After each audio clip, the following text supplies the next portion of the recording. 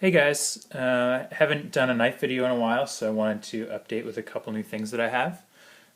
First off, one that I showed in a video not too long ago, for a brief second, is my Paramilitary 2 in all black.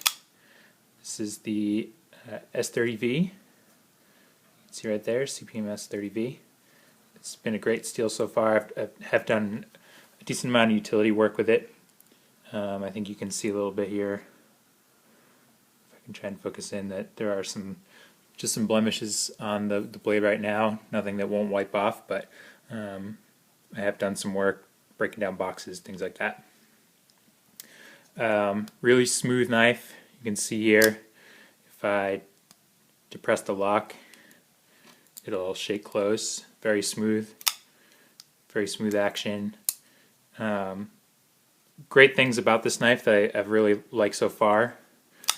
The handle, ergonomics, very comfortable handle. Choking up position, also very comfortable. One thing that I will say is I do really enjoy the jimping on this blade. On the top side, the bottom side jimping, naturally when I grip the knife, I pull my index finger in towards me. And I wish that there was some jimping on the handle right here in the G10. That would be a great improvement for me. I feel like I don't get really the grip that I'm looking for with this jimping that's on the blade on the other side. If I could get jimping on the bottom too, I think that would just round it all out. But all in all, this thing's been fantastic for me. You can see that there is some wear on the G10. I do carry this quite a bit.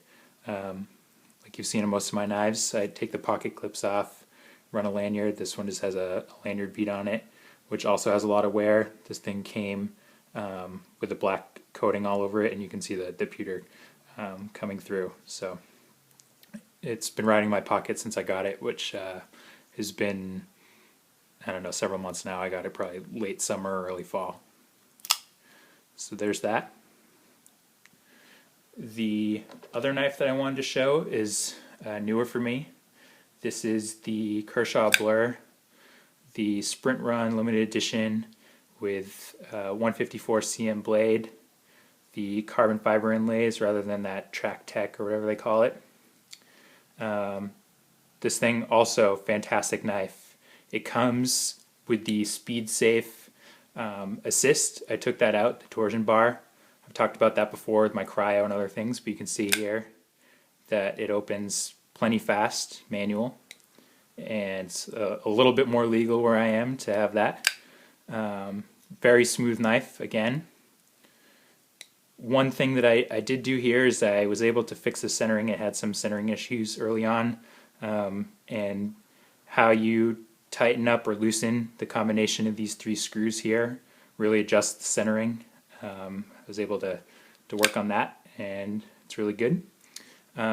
Did take a little bit getting used to resharpening the recurve, but I do like it a lot so far. You get all that extra belly, and it cuts and slices really well. I have been carrying this one a lot too, so you can see that I already have some wear in some areas where I carry this in the same pocket as my flashlight. So it does have some wear there, and let's see if I can get it in the light here. You can't really see, I don't think, but there is some minor scratching and stuff on the carbon fiber. I know a lot of guys that collect blurs are probably cringing at that. I think this is one of only 800 with the 154, the CPM 154. I don't know what I said before. It is CPM 154, not 154 CM. And this carbon inlays, it's one of 100, or one of 800 rather.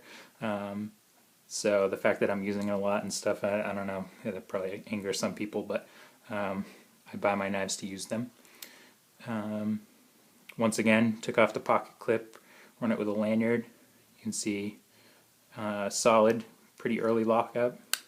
It did move a little bit.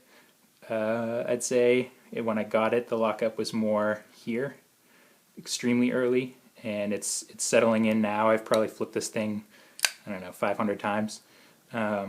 It's just a fun knife to be sitting around the house and opening.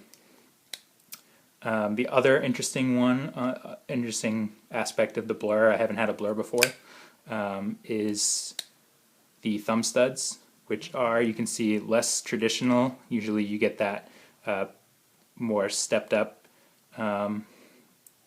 completely circular thumb studs, where these have this angled and jimped.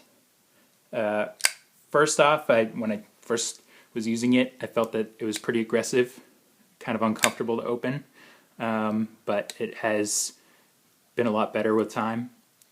And then the one other thing that I had to do when I first got this knife, the detent in handle was pretty weak, a lot weaker than I like, so you could shake it out.